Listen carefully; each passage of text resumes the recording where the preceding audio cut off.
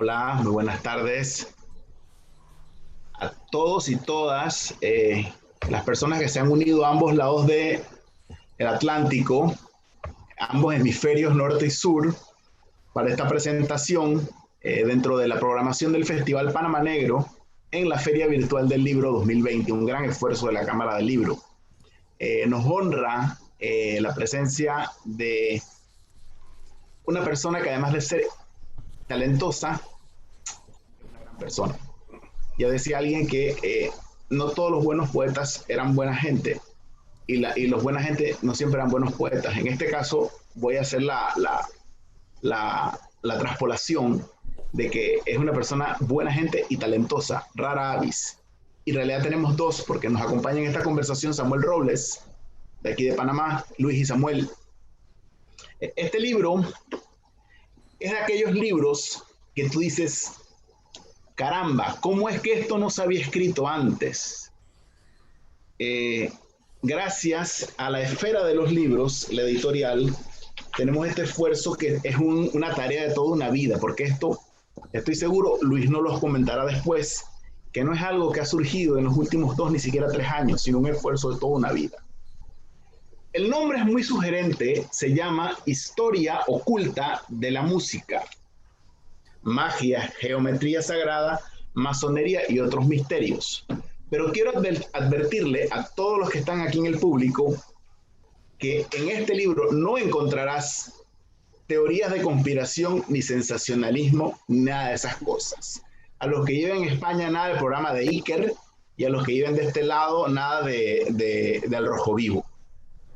No obstante, este tema de este libro les va a fascinar tanto, les va a fascinar mucho, ya que a pesar de que no tengan todos los referentes, porque Luis es un tipo cultísimo, que además no escatima en educar y hacer pedagogía, pero Luis tiene algo, Luis reduce voltaje, es como un transformador, él agarra el voltaje alto y lo transforma, de manera que aunque no tengas los referentes artísticos, culturales, intelectuales, sobre los que trata o versa cada sección y el libro, el autor se ha preocupado de poner los pies de página que son guía para todo lector. Además, advierto que este es un libro interactivo. Hechas estas aclaraciones, entre comillas aclaraciones, me dirijo a nuestro compañero aquí de tertulia, nuestro contertulio, Samuel, para que nos externe sus inquietudes. ¿Qué le produjo este libro? Historia Oculta de la Música, habiendo hecho estas dos aclaraciones, entre comillas. Bueno, Edilberto, muchas gracias. Primero por invitarme a participar de este conversatorio y segundo por traer a la luz para nosotros aquí en Panamá esta obra de Luis, que como tú muy bien has dicho, no es, o sea, hay muchas cosas que este libro no es. Y esa que tú mencionaste acerca de que no es una colección de teorías de conspiración y de vamos a meternos en la, en la cosa negra y en el sensacionalismo, que probablemente pues el que venga con esas intenciones va a salir al primer minuto decepcionado, pero al segundo minuto ampliamente satisfecho del contenido de este libro. Porque en sus páginas uno encuentra una colección, un compendio de diversos fragmentos de la historia de la música que vienen desde lo más antiguo hasta cosas muy modernas, nunca cayendo en ese dogmatismo de que vamos a hablar de una sola línea de música, sino que habla universalmente sus secciones, sus capítulos de mucha música. Se habla de los Beatles, se habla de la música de los templarios, se habla de la música de los masones, se habla de la prehistoria también, pero muy importantemente este es un libro que no es exclusivamente para músicos, no es un libro de historia de la música como tal, como lo veríamos nosotros los que practicamos esto, los que hacemos investigación histórica. Es un libro para el amplio público, para el gran público que está interesado en cualesquiera de los temas que se intersectan dentro del el ámbito del libro.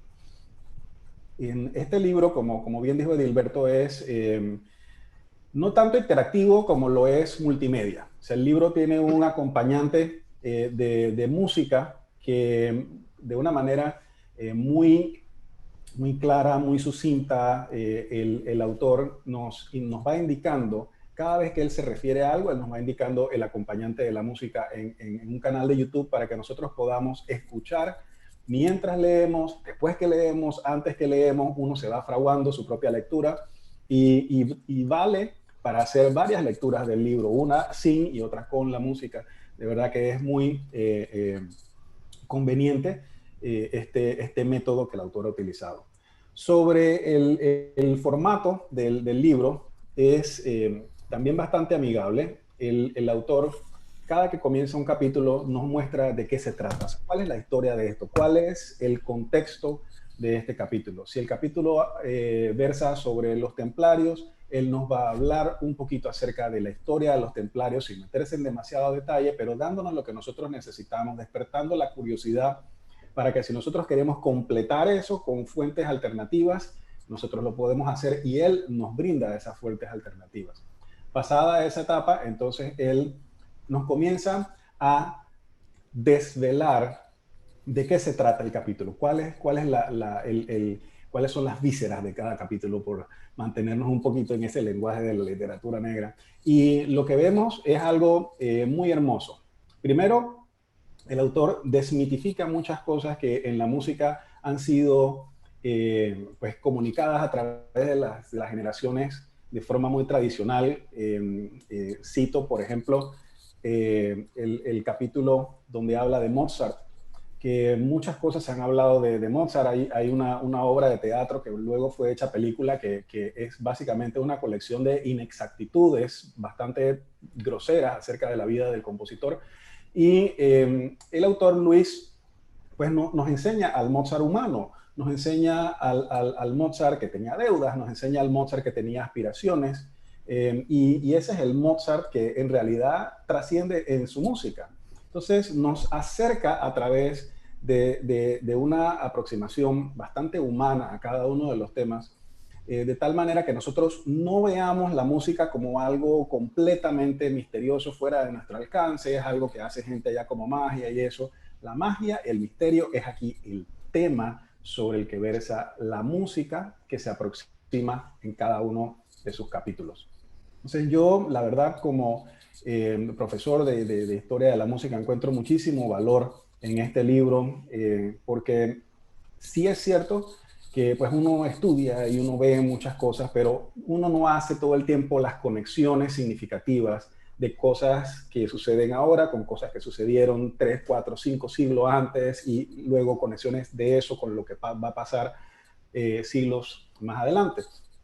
Es bastante iluminador, incluso para alguien que conoce la música, que conoce la historia de la música, que ha leído mucho. Es iluminador ver esas conexiones y ver cómo a través de un lenguaje bastante accesible, un lenguaje bastante sencillo, pero sin llegar a ser, digamos, desmejorando la calidad literaria, el autor nos lleva, nos invita en un viaje para descubrir las mil y una maneras en las que los humanos, los seres humanos, hemos utilizado la música para comprender aquellas cosas que se nos hacen difícil comprender a través de otros medios de comunicación. La música siempre estuvo relacionada con la magia. Se podría decir que la música procede de la magia procede de la música. Eso está por verse. Voy a dejar que el autor hable un poquito más de eso, que es el inicio de su libro, y cómo de eso entonces pare toda una era que va consecuentemente con la era humana, de nosotros comunicarnos con lo mágico, con lo sobrenatural, con lo espiritual, más adelante con lo religioso, a través de la música, que es en sí una experiencia religiosa, es en sí una experiencia mágica y es en sí misma una forma en la que los seres humanos continuamente a través de nuestra historia vamos recreando el universo, haciéndolo renacer y dándole una plataforma para una nueva oportunidad de vida y para un nuevo misterio. Les dejo entonces, sin más, a Luis Antonio Muñoz, perdón, para que él nos hable un poco acerca de su obra y entonces estaremos rudamente interrumpiéndolo con preguntas por aquí y por allá. Sí. Luis Antonio, adelante, muchas gracias por estar con nosotros. Bueno, pues muchísimas gracias a todos. La verdad es que gracias Edilberto, gracias también Samuel por estas palabras que son muy especiales, también recibidas desde el otro lado del océano. Y estoy muy contento de estar aquí con vosotros, pues para hablar como habéis dicho, de este proyecto, ¿no? Que como decía Edilberto, es un proyecto en el que estuve trabajando muchos años.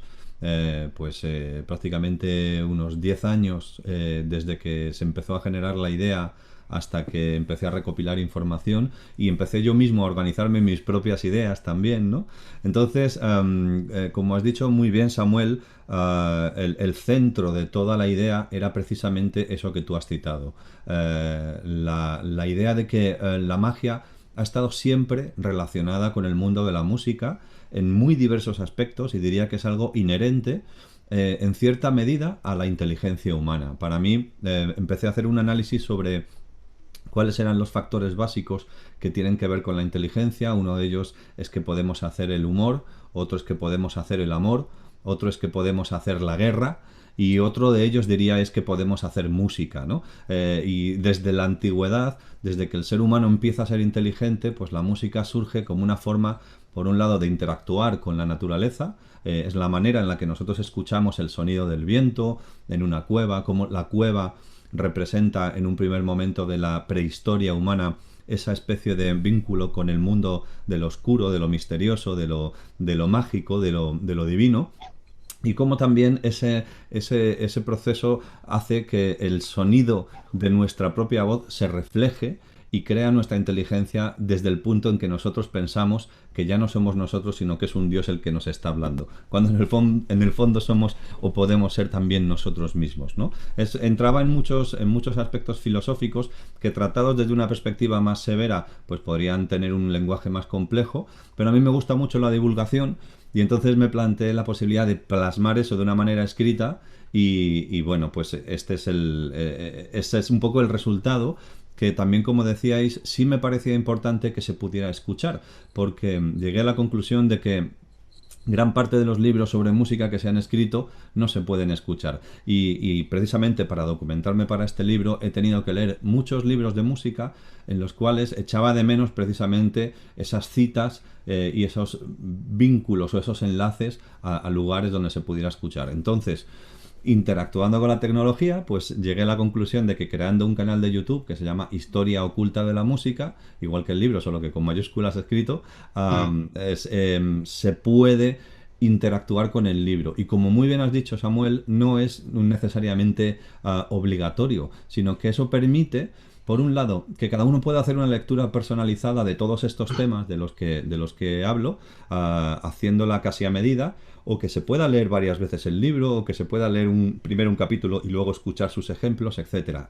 Eso le daba esa especie de flexibilidad y de individualización. Pero es más, porque hoy en día con una plataforma como YouTube, además, cuando tú empiezas a navegar, te genera a su vez otras recomendaciones, con lo cual cada lectura o cada viaje es absolutamente inescrutable y aleatorio en ese sentido.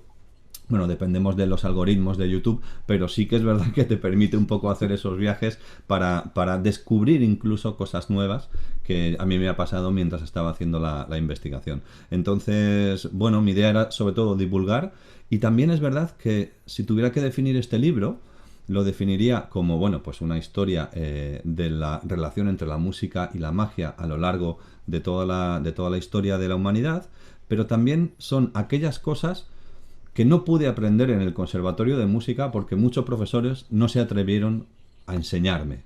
Lo puedo decir así, ¿no? Porque hablar de ciertos temas en el conservatorio, por un lado, era como tabú porque parecen demasiado poco serios, Y por otro lado, eso hace que la imagen de la música que llamamos clásica erróneamente, porque para mí es música sin más, como cualquier otra cosa, ¿no? No por eso se hace de menos. Como decía, esa música es una música que está definida precisamente por esas ideas de libertad, de apertura, de escuchar con otros oídos y de entender el fenómeno histórico musical por otros parámetros que no son solamente esos neutros que están en la historia. Porque la historia de la música clásica, si lo pensamos, o de la música que teóricamente llamamos culta, es muy neutra. No sabemos muchas veces qué piensan los compositores, no sabemos en qué cosas creen, no sabemos cuál fue su evolución de pensamiento. Pues si al principio eran muy religiosos y dejaron de serlo porque les dejó una novia en la boda, yo qué sé. Hay muchos datos que parecen muy prosaicos, pero que también alimentan esa forma de entender la música. Hablabas de Mozart. Y precisamente hablabas de la película Amadeus, una película muy mal entendida, porque es una biografía que no lo es. Realmente es una obra de Peter Shaffer, como bien sabéis, que precisamente debería haberse llamado Salieri. El título debería haber sido este, y que es una fantasía. Es una fantasía sobre cómo Salieri, en su envidia, pero al mismo tiempo en su admiración, es capaz de pasar por el prisma de su mente una figura como la de Mozart. Y por eso esa película no se entiende nada bien, porque la gente se piensa que Mozart se reía así, y Mozart no se reía así, sino que es Salieri.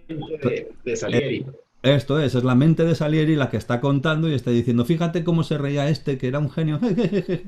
Todo ese concepto hace que se distorsione la historia. Y por eso le llamé historia oculta, porque en el fondo es esa especie de historia que no se atrevieron a contarnos a veces en los conservatorios por considerarla demasiado poco seria. Sí, hay muchos temas que tú abordas en el libro y me gustaría de repente tomar algunos de ellos para que nos des ejemplos para beneficio de los lectores ávidos que tenemos aquí conectados, que se interesen por el libro. Por supuesto. Vamos a comenzar por una que es muy densa y de repente vamos moviéndonos a algo que sea un poquito más ligero. Me gustaría comenzar hablando acerca de Wagner, hablando acerca de cómo Wagner fue teñido. Ciertamente él tenía pues sus convicciones también, no es que Wagner era un santo que fue vilificado más tarde, pero ciertamente se le ha añadido un peso muy fuerte cuando uno solamente menciona la palabra Wagner. Muchos amantes de la música contemporáneos no saben si amarlo o si odiarlo por toda la carga que conlleva su nombre, que conlleva la que vivió en los años 30 y en los años 40 en las manos de Hitler y Goebbels. No sé si nos podrías hablar un poco acerca de eso y de la percepción, la aceptación, la historia de recepción de Wagner antes, después de eso. Claro, es un tema muy interesante. El problema de toda esta circunstancia alrededor de Wagner es que se confunden dos conceptos. Una es el Wagner antisemita, que sí lo fue. O sea, Wagner tiene un escrito, que está citado en el libro, que escribe con un seudónimo que es Libre Pensador, Fray Gedank, y que es un manifiesto que literalmente se llama En contra de los judíos. O sea, Wagner era antisemita. Esto es, y esto es innegable.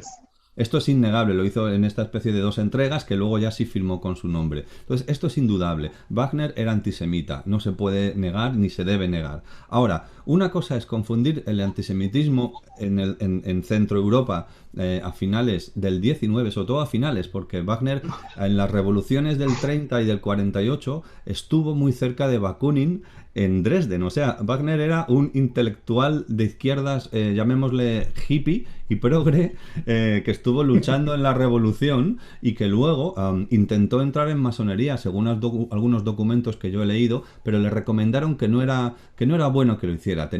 Y Wagner, ese concepto de la amistad flexible que deja en algunos textos suyos, implica, bueno, yo puedo ser amigo de los judíos, pero ellos también son amigos míos porque tenemos intereses comunes y nos ayudamos. Su manifiesto es indudable. Ahora, lo que no se debe confundir es Wagner con nazismo, en ese sentido del que tú hablas. Otra cosa es, que es un poco de lo que yo planteo, que el nazismo posteriormente utilizara la figura de Wagner por su antisemitismo, que sí que obviamente claro que fue así, y además hay circunstancias muy curiosas que están citadas en el libro, como la pasión que pudo tener Hitler por Wagner hasta el punto de que lo utilizaba en los mítines del partido, pero hay una curiosidad y es que Hitler, que tenía una especie de panteón que llamaba el Valhalla para poner los bustos de las figuras más importantes de la cultura alemana, no se atrevió o no quiso o no pudo poner el busto de Wagner en ese panteón, y el músico que estuvo era Richard Strauss, que también era también de cerca de Linz, como lo era el propio Hitler, o sea, austriaco-alemanes. ¿Perdón? Bruckner. Sí, Bruckner también era, digamos, muy seguido por Hitler, ¿no? Pero fíjate qué curioso. Bueno, hablamos, perdón, de Richard Strauss, que fue el primer director de la Cámara del Reichstag. Fue el primer director de música. Lo que pasa es que como tenía un familiar, no recuerdo bien ahora mismo, creo que una sobrina o algo así, que era medio judía, entonces le recomendaron que no siguiera en el cargo y pusieron a un mediocre de los que no se acordará la historia, ¿no? Pero ni más ni menos que Richard Strauss estuvo ahí metido en aquel ajo, y tomando como referencia siempre esa figura de Wagner como una especie ¿cómo diría?, de iluminador de lo que debe ser la buena alemanidad, ¿no? Todo esto, dicho de otra manera, por un austriaco moreno y bajito, que siempre digo yo, que fue el que convenció a los alemanes que tenían que ser arios, alemanes, rubios y altos, ¿no? Entonces ahí aparece Wagner como una nueva figura en todo este periodo y supone pues esa identificación. Es verdad que luego Wagner, toda su obra se ha estudiado desde tantas perspectivas, que hablo de ellas en el libro, pues desde el budismo, desde el vegetarianismo, desde, bueno, los estudios de Tamel de Pablos, los estudios que se hicieron por parte de teósofos aquí en Madrid, ¿no? que analizan la figura de Wagner desde el concepto de la teosofía.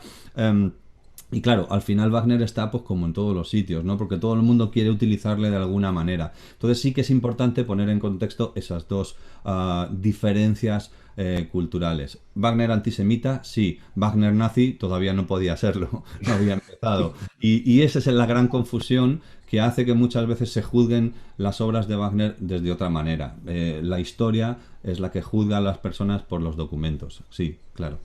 Y es bastante común y bastante triste a veces cuando uno, es suficientemente triste cuando uno ve esto, esas convicciones tan arraigadas en gente que son melómanos, pues gente que solamente escucha música, que le gusta ir a conciertos y eso, pero es aún más triste cuando uno ve eso en la academia, porque entonces se le comunica este tipo de marco analítico a los estudiantes, y entonces lo trasladan a otro tema y se van convirtiendo en una especie de multiplicador de ese dogmatismo falso, Uh-huh. que en realidad pues no conlleva nada bueno. Una de las cosas que más me gusta de tu libro es precisamente que en cada tema siempre hay algo de desmitificación con temas pues, que han sufrido históricamente de ese arraigo, ¿no? de ese llevar la rémora, ¿no? contigo todo este tiempo, ¿no? Nadando contra marea. Y Claro. abre mucho los ojos, ¿no? Y hay temas que también pues se habla siempre de que son ocultos, de que son secretos, de que son desconocidos, de que nadie sabe nada acerca de esto. Sin embargo, en realidad los documentos están ahí, están abiertos para que todo el mundo los lea, para que todo el mundo los vea y se entere, pero ese arrastre de crear una imagen de secretismo produce muchas malinterpretaciones. Y uno de estos grandes temas es la masonería, que es un tema al cual le dedicas, pues, no solamente un capítulo, sino que también varias secciones se va entretejiendo este tema de la masonería, porque pues trae un vínculo no solamente de la magia con la música, sino que a través del simbolismo de algo concreto que es la edificación.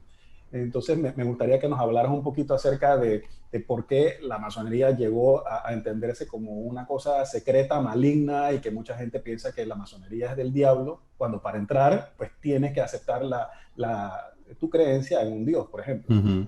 Bueno, sobre la masonería hay un desconocimiento tan brutal en todo el mundo en general y de manera específica en mi país, en España, En todos los casos es por razones diferentes. En el caso internacional es porque sí que es verdad que se les asocia pues a movimientos políticos de cierto carácter revolucionario. Pero la gran pregunta en este sentido es si los masones son políticos o si son políticos antes que masones o masones antes que políticos. Porque la política está en todo, hasta en el mercado pequeño donde compramos fruta puede existir política, ¿no? Entonces todo lo mancha de alguna manera, ¿no? Entonces esa es una lectura primera que yo quería hacer, o esa una pregunta, ¿no? Porque siempre me parecen mucho más interesantes las preguntas que las respuestas. A nivel de la docencia, lo más importante no es decirle a la gente lo que tiene que pensar, sino que salgan. Hoy si de esta reunión sale gente preguntándose cosas, es que lo habremos hecho un poco bien, ¿no? Y salen con inquietud para buscar. Entonces, sobre la masonería, en España tuvimos una circunstancia muy concreta. No está tanto citado en el libro porque no me quería localizar tanto en la masonería en España, que tiene casi para un libro entero, pero como sabéis nosotros tuvimos un dictador pues casi 40 años y este dictador resulta que estuvo a punto de entrar en masonería y lo que más persiguió durante toda su vida, que era Francisco Franco, persiguió a la masonería hasta el punto de que hubo 8.000 como mucho masones censados en toda España y en el archivo histórico de Salamanca hay casi 86.000 procesos abiertos por investigaciones masónicas. Para hacernos una idea de que hay un 1000% más casi de investigaciones de los que verdaderamente había en España. Entonces, sobre tu pregunta, la relación de la música con la masonería tiene que ver precisamente con un proceso de la historia en el siglo XVIII, en el que hubo muchas revueltas, hubo muchos movimientos, muchas guerras, pero fíjate qué curioso, Mozart, que fue masón y que está demostrado porque hay documentos de logia que lo certifican, nunca vivió una guerra. Es un dato que ayuda a entender un poco también su figura desde el punto de vista histórico. No solo no vivió una guerra, sino que además él nació en un momento, o vivió en un momento cuando tenía casi 25 años, en el que la masonería empieza a ser un poco tolerada, porque entre otras cosas el emperador José II dirá que prefiere, bueno, la mujer del emperador decía que prefería que estuviera en las logias que no que estuviera por ahí en tabernas, ¿no? Entonces, al final el emperador acaba siendo la cabeza de la masonería, pero también por motivos prácticos, porque así tienes controlado todo lo que está pasando y toda la gente, entre comillas, de cierto nivel sociocultural en tu sociedad, los tienes un poco a la vista. Entonces, lo interesante era explicar esa fenomenología de la relación entre masonería y música. Por otro lado, hay un desconocimiento total de lo que significa la música dentro de los rituales masónicos. Como tú dices, hay un tipo de masonería en el que es necesario creer en un dios y no se discute de religión dentro de la masonería. Pero hay otro tipo de masonería que proviene de Francia, que tiene mucho que ver, por ejemplo, con conceptos tan importantes y tan citados como el feminismo.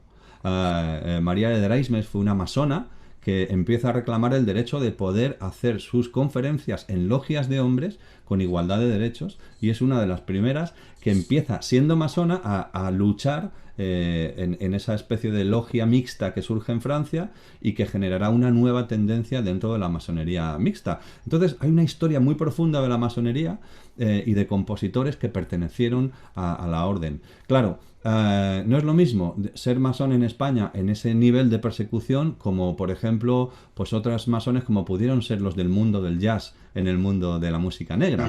Imagínate, se habla de Louis Armstrong, pero Louis Armstrong no está del todo demostrado, aunque sí parece ser que estuvo en una logia irregular, pero tenemos a Duke Ellington, tenemos a Oscar Peterson, tenemos a una serie a Lionel Hampton, el vibrafonista.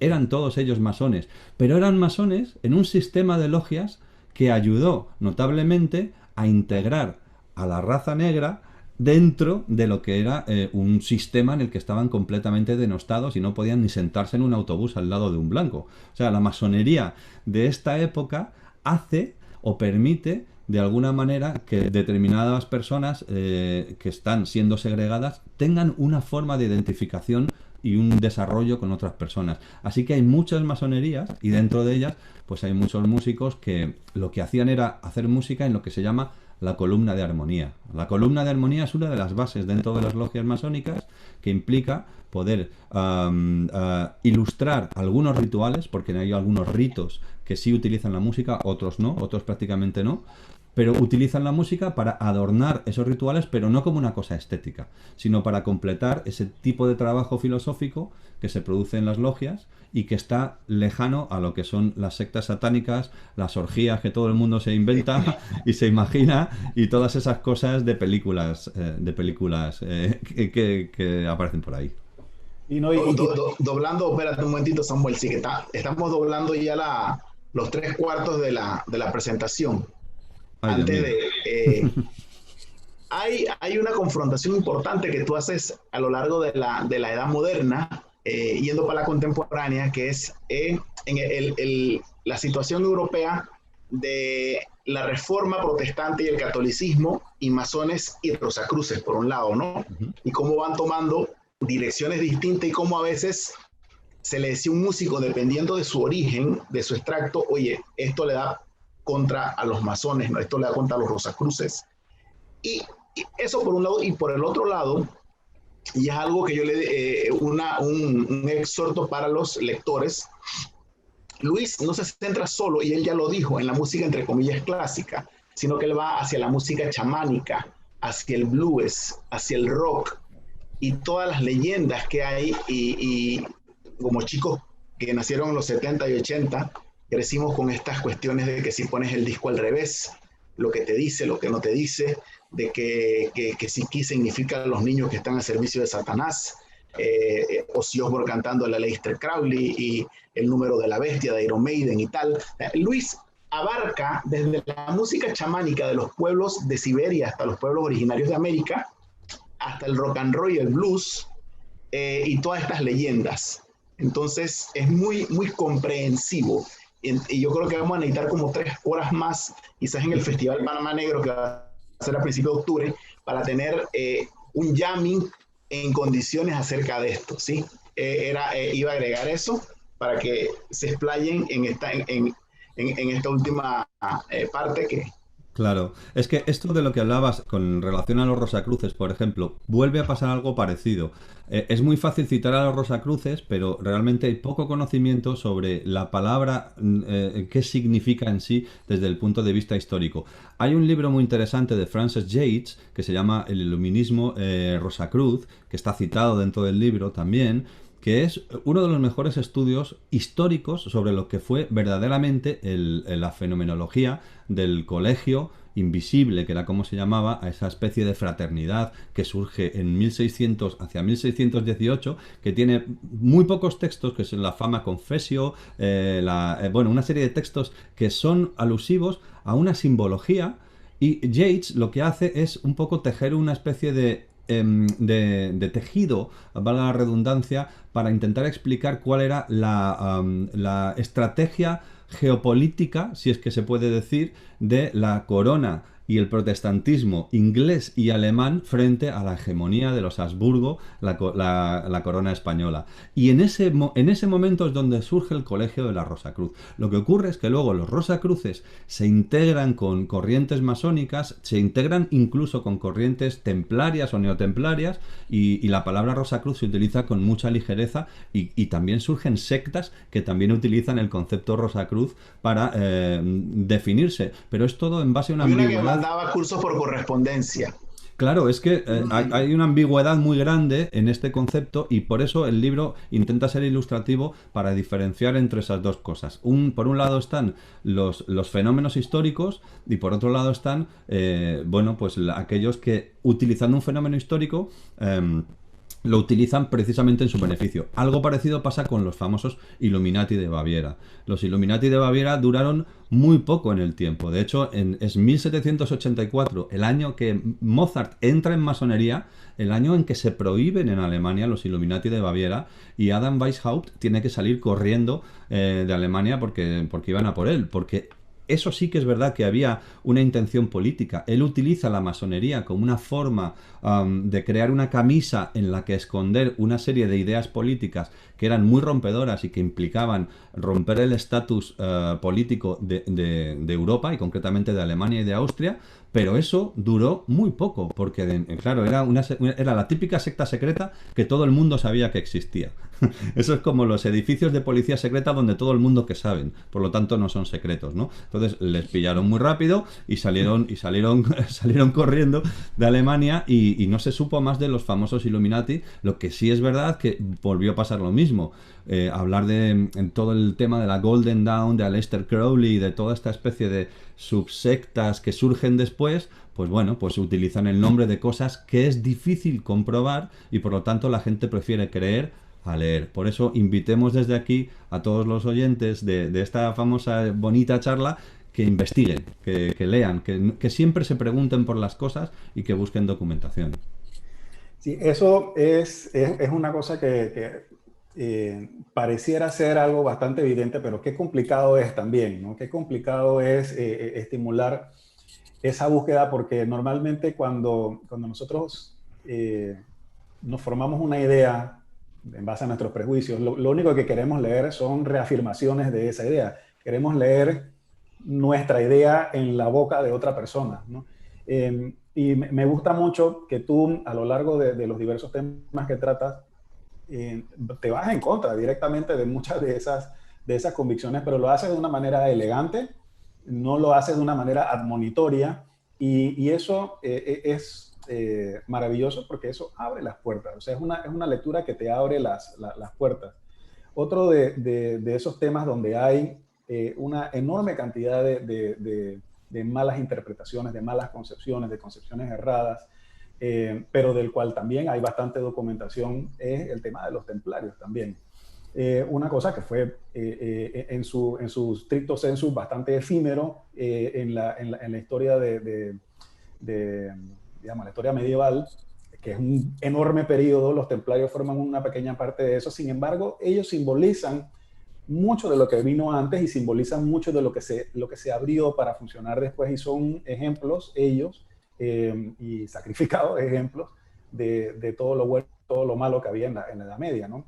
Claro. Porque esta música muy peculiar que había en esta orden tan cerrada de soldados, pero que no eran soldados, que tenían que hacer las obras monásticas, pero no las podían hacer como las hacían los monjes, porque tenían que entrenarse peleando. ¿Por qué la música era tan importante para ellos? Y la clave quizás está en por qué era la música tan importante para los monjes y como una herramienta de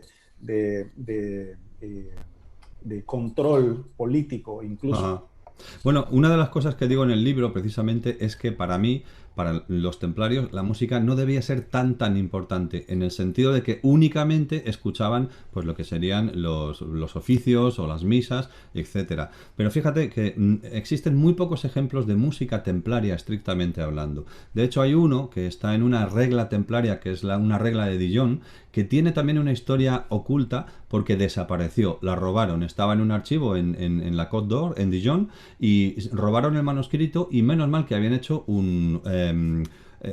¿cómo se dice? Una reproducción facsímil de la que se pudo extraer pues la posibilidad de sacar esa regla. Esa regla tiene 2 partituras en la última parte, que yo las he reconstruido y están en el canal de YouTube y se pueden escuchar. Esa grabación de esas 2 antífonas dedicadas a San Teobaldo son, diría, de los pocos ejemplos de música templaria como tal que existen en la historia, que llevaban 700 años escondidas, y los he grabado después de grabar el libro, porque lo primero que hice fue reconstruir las partituras. Tuve que ponerme de acuerdo con los archiveros de allí para que me mandaran pues esas partituras y reconstruirlas desde la notación cuadrada. Sobre lo que me preguntas, hay un ejemplo que lo describe muy bien. Todo el mundo habla del esoterismo templario. Por ejemplo, hablan de que escondían mensajes cifrados mediante sistemas, etc. Pero la pregunta es, ¿por qué lo hacían? Y eso es un poco el tipo de preguntas que yo hago en el libro. ¿Lo hacían por esoterismo? ¿Por aburrirse? No. Lo hacían porque cuando tú te ibas desde cualquier lugar de Europa hasta Tierra Santa, en vez de llevarte tu dinero contigo y llevarte 200 kilos de oro, lo que hacías es que los dejabas en el tesoro del templo en París, y viajabas prácticamente sin nada, y te devolvían tus 200 kilos de oro, del cual te cobraban una parte por el viaje y por hacer toda esa transacción. Para poder hacer esa transacción, necesitaban un documento y ese documento tenía que estar cifrado, porque si no cualquiera se presentaría, te robaría la carta y diría, oiga, que me den ustedes 200 kilos de oro. Entonces esa criptografía que utilizaba el temple no tenía nada de esotérico a priori, lo que tenía algo es que lo que inventan es el sistema cifrado de la banca actual, o sea, inventaron las tarjetas de crédito, las letras de cambio, etcétera. Entonces la invitación para los lectores es a que hagan su propia imagen de lo que es esoterismo y de lo que no, de lo que es magia y de lo que no, lo cual no significa que no sea interesante, porque interesante lo es mucho. O sea, descubrir partituras para mí es como descubrir tesoros.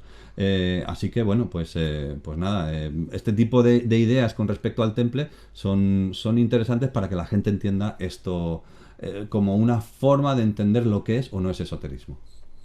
En el paso de la Edad Media a la era del Renacimiento, en la cual pues ya se estaba no solamente realizando importantes descubrimientos, sino también divulgándose a través de otro gran descubrimiento que era, o un gran invento, perdón, que era la imprenta, ocurre pues una de las cosas más importantes para la religión cristiana, que es la reforma. ¿Cómo cambia esto la forma en la que aquellos que aceptan la nueva fe se aproximan a su Dios? Y una de las cosas que siempre me concentro yo cuando hablo de este tema con los estudiantes es el valor que tenía para unos y otros el tema de la música. Para unos, una forma como de mantenerlo yo mismo crípticamente, es algo mío propio, solamente yo tengo acceso a eso.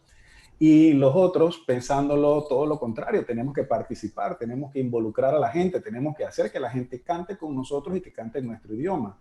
Háblanos un poquito acerca de cómo se manifiestan pues estas corrientes ocultas que van debajo de todo eso, jalando los hilos de la política y el control y la realeza, las alianzas, a Claro. medida que va pasando la reforma. Claro, estas dos maneras de ver la vida, esencialmente el cristianismo católico oficial, llamémosle Vaticano Romano, y el protestantismo, suponen dos caminos diferentes. Por un lado, uno dio lugar a la polifonía, por así decirlo, más compleja, en un primer momento sobre todo, y otro, como bien dices, acercó, o sea, democratizó la música como forma de hacer que la gente pudiera acercarse a Dios interpretando ellos mismos su propia lectura, que en el fondo es lo mismo que pasa en la propia lectura de la religión. Quiero decir, el cristianismo en aquel momento implicaba yo interpretaré lo que tú tienes que pensar sobre lo que dijo Dios, y el protestantismo dice no, tú puedes interpretar tus propias ideas. Esto generó pues toda una estrategia y una estrategia global en lo que es la Europa de aquella época. Y ahí en medio entra Lutero y ahí en medio entra Bach, que era protestante, pero que solo tiene una misa católica, que es la misa en si menor, compuesta, que es una misa completamente diferente de otras cosas que compuso. De Bach pues podríamos hablar 45 minutos, 1 hora, 2 horas sobre la numerología, sobre lo que es... Sí, sobre lo que es su relación con los números. Aquí dejo unas pistas, está citado en el libro. En inglés, tocar música se dice to play music, en alemán se dice Spiel, en francés se dice jouer, la musique. Entonces, esa idea de juego está siempre y tiene que ver precisamente con esa lectura que se hace del uso del lenguaje musical como una forma de juego. Y en eso yo creo que Bach estuvo con un pie en las dos formas de ver. O sea, yo creo que Bach era protestante, pero también estaba ahí con el pie en el otro lado, porque yo creo que se quedó con lo mejor de esas dos visiones, ¿no? La cristiana católica y la protestante, ¿no? Se quedó ahí en esos dos puntos. Era un legatario del Sacro Imperio Romano. Así es, así es. No, y la misa en si menor es una cosa maravillosa porque la hacía digamos, en su tiempo libre. Si es que alguien que enseñaba latín, escribía para 4 iglesias, dirigía la música, tocaba, hacía todo. Si es que alguien así, y con la chorreteada de hijos que tuvo, si tenía tiempo libre, pero a lo largo de muchos años. Por eso uno ve estilos muy antiguos con estilos ya mucho más modernos a medida que él se va dejando influenciar por otros. Saltando un poquito y saltando bastante quizá, los Beatles, Pink Floyd, Led Zeppelin, Jimi Hendrix. ¿Qué tan satánica es esta gente? Pues es que lo voy a resumir porque sé que vamos muy justo de tiempo. El demonio vende más, siempre. el demonio siempre vende más. Allí donde aparece el demonio, pues habrá más discos vendidos. De hecho, hubo una asociación en Estados Unidos que se llamaba Parents Music Resource Center, donde estaba la mujer de Al Gore, entre otras, que ponían, Timber. que ponían las pegatinas en los discos diciendo Parental Advisory, y esas pegatinas implicaban que los discos que llevaban las pegatinas se vendían más, por lo tanto tuvieron que retranquear y tuvieron que... Porque el demonio siempre vende más. Yo siempre digo que si el demonio existe, me gustaría mucho tomarme un café con él y que me contara a ver un poco de qué va, cuál es su visión, ¿no? También me gustaría tomármelo con Dios, ¿no? Por supuesto, porque entre las dos cosas, a lo mejor es un poco de lo que estábamos hablando antes, es cuando puedes ponderar y quedarte en la mitad. Pero todos estos grupos están relacionados con toda esa tendencia de ventas de discos en las cuales, por supuesto que lo sabía, Jimmy Page era creyente y monta una revista que se llama Equinox y compra la casa de Aleister Crowley en Escocia. O sea, no es tan gratuito el tema, pero No. lo que decían Led Zeppelin es, joder, si nuestros discos oídos al revés vendieran más discos, pues lo haría todo el mundo, ¿no? O sea, Claro. le hicieron un juicio. Le hicieron un juicio con un pastor que se llama Gary Greenwald de Estados Unidos, que es famoso por meterle caña a los rockeros y tener dinero para pagar este tipo de juicios. Y ahí estos grupos, pues bueno, pues han estado luchando entre vender discos, tus creencias, etcétera. Es el contexto que yo trato de que la gente, pues eso, vaya creando su imagen. Sí, Fantástico. quiero cerrar porque falta poco tiempo. Oh. Eh, eh, respondiéndole a la pregunta que ha hecho más cantidad de personas que nos han estado viendo. El público quiere saber cómo consigue el libro. Los que tienen Apple pueden irse a books.apple.com y buscar el libro en Apple y descargarlo. Los que tienen Androides, pero no los de Blade Runner, pueden irse a Google Play Store, al Play Store de Google y descargar el libro también. Los que quieren el libro físico pueden pedirlo por Amazon también. ¿Por Amazon es físico o solo es digital, Luis? No, es físico y digital. Y en España, en casadelibro.com y en el Corte Inglés pueden comprarlo en esos sitios. Si tienen amigos en España o correo de España o cuenta, pueden hacerlo, pueden pedirlo por Amazon hasta que nuestros queridos libreros en Panamá se pongan de acuerdo con la esfera de los libros y lo importen para venderlo aquí en el patio. No sé si va a ser con o después de esta pandemia. Creo que cada uno tiene un minuto para despedirse y se lo cedo. Bueno, yo quiero agradecer mucho a Luis Antonio, no solamente por estar con nosotros aquí, obviamente, sino por habernos regalado este gran trabajo, porque ciertamente no solamente son los 10 años que él dice que le tomó desde la idea inicial hasta que el libro sale publicado, sino pues el trabajo de toda una vida. Ahí hay de todo. Ahí hay lo que probablemente Luis Antonio escuchó en la radio cuando era adolescente, lo que vivieron sus padres durante la dictadura, la historia de toda una humanidad está ahí en ese libro, aunque sea un poquitito está ahí. El libro es un universo, es uno de esos pocos libros de los cuales uno puede decir eso. Y te agradezco mucho por regalarnos a todos esta obra y espero pues que muchos lectores se aventuren a viajar contigo en esta jornada. Pues muchas gracias, Samuel, muchas gracias, Edilberto. Un saludo a todos los oyentes y videntes que nos están viendo y oyendo. Bueno, sabéis que quiero mucho a Panamá, sabéis, como les decía, que he cruzado su selva de Darién andando. Luis tiene mucho con Panamá, tiene un gran arraigo aquí. Conozco muy bien el país y conozco muy bien a los panameños y los quiero mucho. Y bueno, pues os mando un abrazo fuerte, gracias a vosotros por esta invitación y me lo he pasado muy bien. Y bueno, pues esa es la verdadera libertad. Hacia ustedes, Luis, Samuel, a todos los invito a que compren el libro, ojalá que algún librero pronto lo traiga. Luis no es la primera vez que viene, ha venido varias veces. La Loba te manda un beso, Luis, tú sabes. Esta es tu casa y esperemos poder robarte un tiempo para que vengas y nos acompañes. Y Samuel, tú eres de la casa también, gracias a la Cámara del Libro y a Esfera de los Libros. Y una buena velada. Buenas noches, Luis, y buenas tardes acá en Panamá. Buenas tardes, adiós a todos. Abrazos. Chao, abrazo.